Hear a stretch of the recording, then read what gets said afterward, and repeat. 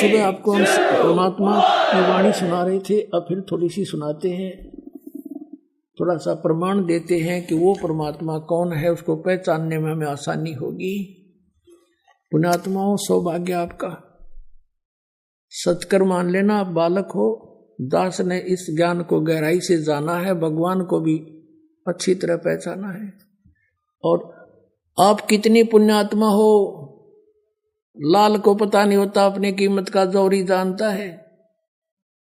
धन आपको जो इस समय में जन्म मिला, मनुष्य का धन है आपके माता पिता जिनसे जन्म हुआ, सत्कर मान लेना।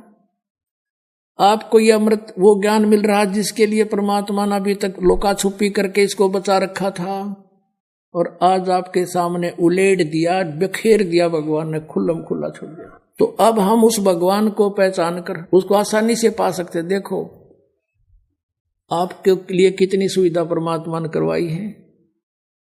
जो सुविधा आपको इस सतलोक आश्रम बरवाला में परमात्मा गॉड गिवन आपके पास है, इस पृथ्वी पर नहीं मिलेंगी। पुण्यात्माओं, सत्कर मान लेना। कारण क्या है? क्योंकि वो सुखदायी परमात्मा है, उनसे अपने बच्चों का दुख देखा नहीं जाता।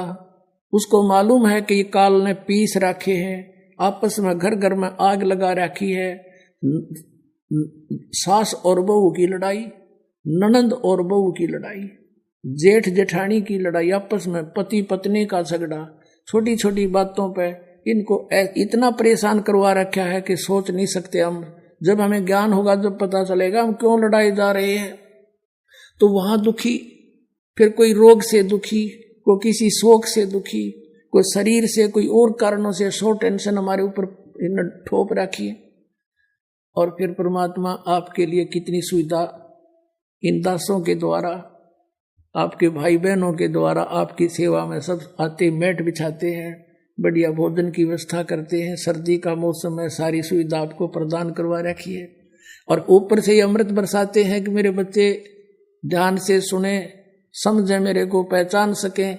ये इंस्ट्रूमेंट दिए दाता ने ना, ये मेन आदमी की डिस्कवरी नहीं है ये इंटरनेट बनाना और ये प्रोजेक्टर बनाना। ये पहले इंसान यही थे।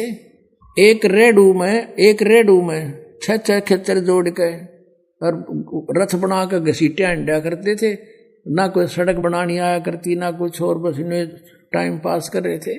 और अब ये माइंड परमात्मा ने दी ही बुद्धि। कोई ने सोचा जीव बना देगा कंप्यूटर और ये इंटरनेट सैटेलाइट। ये उस दाता ने इसलिए दिए थे कि मेरे बच्चे मुझे पहचान लेंगे। पहले तो स्वयं मालिक आए थे, एक समय में, एक दिन में वो परमात्मा ना जाने कितनी जगह प्रकट हो जाया करते थे। और आज उसने ये दास भेज दिया अपना, और ये इंस्ट्रूमेंट लगा दिए, ये मीडिया बनवा दिया भगवान ने। सन 1995-94 से पहले पुण्यात्माओं ये कहाँ थे? ये मीडिया कहाँ था? ये चैनल आजकल चल रहे न्यूज चैनल और ये साधना जैसे पवित्र चैनल, ये कहाँ थे? को जाना भी ना था। इसीलिए परमात्मा ने ये दिए एडवांस में कि करो, आओगा हमारा समय। मेरे बच्चे घर बैठे बैठे समझ जाएंगे कि हु इज गॉड, और देखेंगे प्रमाण, और अपने आप लेंगे मुझे पहचान।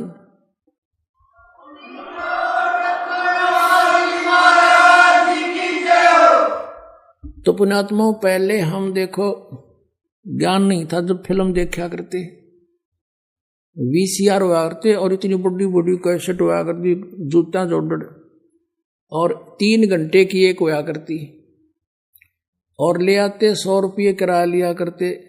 सन 85-84 की बात है ये। किराए पर लाते और सारा परिवार बैठ के देखा करते। अब 100 रुपये लाग रहे हैं, तीनों फिल्म देखेंगे 9 घंटे की। सांझ ने बैठ जाते चला के शाम के समय, और चाय बनवाए, जंदर पिए, जंदर काटे, जंदू देखे जाते बैठे बैठे। कुछ लेना न देना, सारी बकवाद इकट्ठी करा करते। और अब तो पुण्यात्माओं अमृत बरस रहा है। अमृत आपके ऊपर, आपको ना पता होगा, आपकी आत्मा नहीं समझ सकती इस वाणी से, तो भी आपके ऊपर असर कर रही है यह परमात्मा की वाणी। जैसे सर्प के काट लेने से रोगी अचेत हो जाता है, बेसुद्ध हो जाता है, और मंत्र बोलने वाला गार्डू उसके ऊपर मंत्र बोलता है, वो तो बेहोश पड़ा है, उसको तो उसका कोई पता भी नहीं तेरे ऊपर क्या क्रिया हो रही है। और उस मंत्र का प्रभाव, उस वाणी का प्रभाव जो उसने सिद्ध कर रखी है, उसके शरीर के ऊपर काम कर रही है, वो विष को उतार रही है वो, और वो सचेत हो जाता है। इसी प्रकार हमारे ऊपर, आपके ऊपर पाप कर्मों का विष चढ़ा हुआ है, और यह परमात्मा की वाणी तो सब सिद्ध है, इसको सिद्ध करने की आवश्यकता नहीं। तो आप ना समझ सकते इस वाणी को, तो भी आपके बहुत से कर्मों के विष को ये काट रही है, आपको निर्बल बना रही है। तभी तो यहाँ आने के बाद दूसरी तीसरी सत्संग सुनते ही अपने आप चेतन हो जाता वो प्राणी, और मान लेता कि सचमुच ये साची है। नहीं, पहले दिन उसको सारी झूठी लगती ये बातें।